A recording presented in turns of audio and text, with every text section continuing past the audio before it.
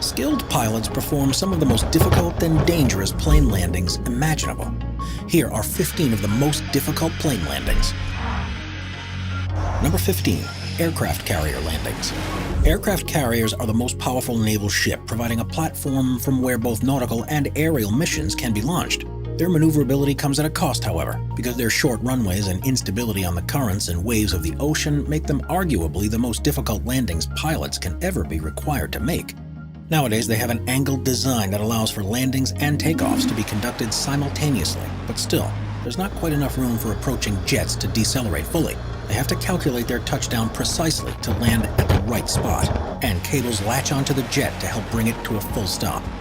Even with all of this, landings can be pretty hairy. There's a reason why these pilots are seen as the best of the best. Number 14. Paro Airport. Paro Airport is the only international airport in Bhutan, but in a country that's surrounded by the Himalayan mountains, the approach is tricky to say the least. Located in a valley near the Paro Chu River, the nearby peaks reach an altitude of up to 18,000 feet. And these, along with the unpredictable weather they create, means it's one of the most difficult landing spots in the world. In fact, pilots require a specific certification to fly here, and there are less than 24 who hold it. Even then, flights are only allowed during daylight hours and when the weather conditions are clear enough to see the runway and the surrounding terrain. But it certainly makes for a thrilling approach for everyone on board. Number 13. Courchevel Airport. Courchevel Airport serves a ski resort in the French Alps, and as you'd expect from a landing strip on a mountain, things are far from normal. First is that it's extremely short, at a length of only 1,762 feet, and to counteract this to help planes slow down, it's been built with a gradient of 18.6%. By landing on an incline, they decelerate much quicker than normal, but this poses extra complications. Pilots have to be precise when landing here with so many mountains surrounding it. There's no opportunity for a fly-around for a second attempt. To make things even more difficult, the runway has no lighting aids or instrument approach procedure, which means the pilots have to calculate the best way to land in a different way each time. Number 12. Gibraltar International Airport.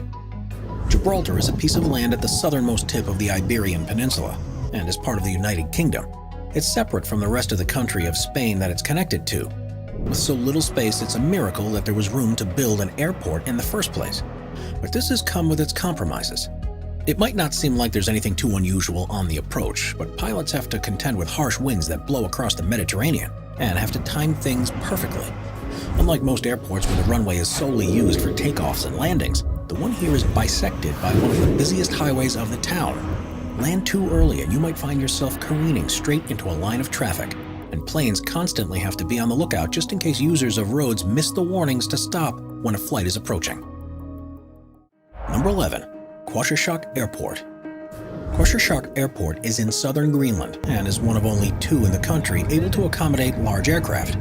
It's a vital transport hub for the region. Surrounded by glaciers and mountains, it's a challenging approach even for the most experienced of pilots, and it's not uncommon for slight miscalculations that can lead to the plane skidding off the runway. So difficult is it to see the peaks near this airport that there have been 2 fatal accidents as a result of hitting ice caps on the final approach for landing. This is probably clearly in the thoughts of every pilot flying here, and this is the reason extra training is needed before they're allowed to attempt it. Number 10. Barra Airport. The investment needed to build a dedicated runway and airport facilities can be far too expensive for some places, and on the small Scottish island of Barra, they've done away with tarmac altogether. This is the only place in the world where regularly scheduled flights land on a sandy beach, and things have to be perfectly timed, because during high tide the entire runway is submerged beneath the water. Flights are limited to daytime hours only, but if there's an emergency at nighttime that requires an immediate evacuation from the island, there is the option of illuminating the beach with vehicle lights, with 3 layouts that provide a landing distance of between 2,600 and 2,800 feet. Only Twin Otters use the airport, and because of the astonishing views while touching down, it's no surprise that this is regularly voted as one of the top airport approaches in the world. It does, of course, require a steady hand on the part of the pilot to keep the plane under control, as one wrong move could result in ditching into a sand dune. Number 9. Matakane Airstrip. Lesotho is a small mountain country that's entirely within South Africa, and if you don't want to attempt one of the bumpy, steep mountain roads that lead up to it, your only choice is to go there by plane. With such remote villages and very little flat land, however, one of the runways in the country is possibly the most extreme in the whole world. Known as the Matakane Airstrip, it's mainly used by charities and medical flights to provide assistance to the nearby communities. It has a bumpy surface that's maintained by some of the locals, but the most notable thing about it is that it ends at a cliff that leads to a 2,000-foot drop. After navigating the peaks on the approach, pilots have to precisely touch down, otherwise they risk clipping the cliff edge. Takeoffs here are even more scary because the runway isn't long enough to achieve full lift, so the planes fall off into the precipice before gaining enough momentum to fly away. Before we move on, be sure to subscribe to Top 5s with notifications on. Number 8. Congonhas Airport. Congonhas Airport is one of the busiest airports in South America, serving the city of Sao Paulo in Brazil. But pilots have long warned that the approach, particularly towards the 1.2-mile-long runway 35, is so dangerous, it's risking potential tragedy. If you look out of the windows as the plane's about to land, you can't help but notice the high-rise buildings that surround you, and it feels like you're just skimming the tops of them during the final approach. Add to this the rapidly changing weather conditions in the area, and pilots have very little room for maneuver to touch down. Within the industry, it's often referred to as the aircraft carrier, and if they fail to get the wheels on the tarmac within the first 1,000 feet, they're told to abort and try again. Things quite often go slightly wrong and planes run off the tarmac at the end, which is why airport authorities have had to introduce strict limits to the number that can land there each hour, so no one is feeling time-pressured into decisions that could lead to even more accidents. Number 7. Gisborne Airport. Gisborne Airport covers a small 400-acre site near the city of Gisborne, which is on the east coast of New Zealand's North Island. At first, the 3 grass runways and the 4,300-foot-long main concrete runway look just like you'd expect from a single terminal airport, but this one is rather unusual. Because of the limited space for routes in and out of the city, the main runway has a railroad track that passes straight across it. It's one of the only places in the world where this happens and requires constant communication between air traffic control, the railway company, and any approaching planes to ensure the runway is clear when they're making their approach. Plans are, however, underway to reroute the railway because it's a complication that's simply not necessary, especially with the intent of the city to begin to attract increasing tourist numbers in the next few years. Number 6. Tioman Airport. Tioman Airport is the only airfield on the small Malaysian island of Tioman, and it's notorious in the region for being one of the most difficult strips to safely land on. The problem isn't anything to do with the 3,254-foot-long runway itself, but the approach to the tarmac, which you can only actually see just at the last moment before touching down. Pilots have to set themselves on a course that takes them directly towards a mountain range, and it's such a counterintuitive thing to do that a checkerboard target has been installed to help them keep on track. Just before they reach it, they have to make a sharp 90-degree turn to line themselves up with the runway and hope that they're able to land and stop in time. Overshooting it leads to a vertical drop off the cliff into the water, and crews often put on life jackets before landing just in case things go wrong, which they do far more often than you'd like to think. Number 5. Madeira Airport. When deciding on the best place to build an airport, the main priorities are enough flat land to construct the runway, and as few mountainous or hilly regions around as possible to give aircraft plenty of room for maneuvers. But what if this simply isn't possible? That's what the planners on the small Portuguese island of Madeira faced, and the result was one of the most hair-raising landings in the world. At first, there was only room for a runway that was 5,250 feet long, but after a nasty crash in 1977 where a plane smashed through a bridge at the end and came to a halt on the sandy beach beyond it, there was no choice but to extend it. The problem, though, was that there wasn't enough land to do so engineers built 180 columns that are 230 feet tall and support the extended tarmac over the beach. The result is now an approach that involves flying in low across the ocean and aiming towards a mountain peak. Pilots have to quickly bank right to line up on the heading towards the runway, and even though it's now much longer, they only have a limited time to safely land, otherwise they'll roll off and end into the ocean. The winds that blow across the ocean and are channeled between the mountains adds an extra level of complexity to every landing, and the airport is notorious for its bumpy and turbulent landings. Number 4. McMurdo Station. McMurdo Station is a United States research facility on the southern tip of Ross Island in Antarctica, and since it's so far away from the rest of civilization, the only feasible means of delivering supplies and personnel is by plane. The problem, of course, is that the surrounding terrain is completely covered by snow and ice, so its landing strip is unlike any other. It's rebuilt every year for the summer season, and by the time the sea ice begins to break up around December, flights revert to a more stable airfield further away. Amazingly, it's strong enough to accommodate large aircraft like C-5 Galaxies and Boeing 757s. And when it's in operation, pilots say that the ice almost feels like landing on concrete. The weather conditions are, of course, something much more tricky to contend with, and powerful winds can seem to appear out of nowhere. Whiteouts are of particular concern too, because if the wind picks up snow and ice into the air, it can virtually be impossible to determine where the sky ends and the land begins.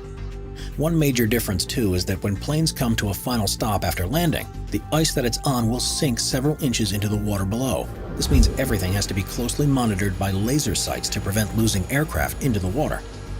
The only accident to ever happened here took place in 1960, when a Lockheed EC-121 Morningstar crashed on its approach. All of the crew survived, but because the plane was stuck in the snow, no attempts were made to recover it, and it was simply allowed to sink into the water when the ice melted in the spring. Number 3. Tenshing Hillary Airport. In 2019, Tenshing Hillary Airport was named as the most dangerous in the world. And the more you learn about this place, the more you realize why it was a deserved title. It's located in the town of Lukla, which is in eastern Nepal, and is where many people who are planning to climb Mount Everest fly into. At an altitude of over 9,000 feet, it's surrounded with mountainous terrain, with a steep drop at the end of the runway, and a solid wall at the other. Flying at these heights poses extra problems because of the thin air, which reduces lift and air resistance, meaning it's more difficult to generate enough power to fly, and it takes longer to slow down. This makes trying to land on one of the world's smallest runways extremely tricky, and there's no room for second chances because there simply isn't the space to fly around and try again. Bad weather further compounds the issues, and when the clouds are low, it's almost impossible to see where the runway starts, and this has been the cause of several accidents in recent years. The one thing in pilots' favors is that the runway is at an angle, which helps them to slow down once they've stuck the landing. Only helicopters and small fixed-wing aircraft are allowed to travel to this airport, and pilots each have to have special training about the place's unique quirks before they're even allowed to attempt it. Number 2. High wind landings. When conditions are perfect, aircraft are one of the safest and most comfortable ways to travel, but things can quickly change when the wind picks up, especially during the most dangerous part of any flight, the takeoff or landing. Pilots aren't affected too much if there's a head or tailwind, but the real difficulty comes when there's a crosswind, and the stronger it is, the more complicated performing a landing becomes. This is when pilots earn their wages because there's no computer system in the world that can replace their instincts and quick reactions to safely bring the plane to a stop.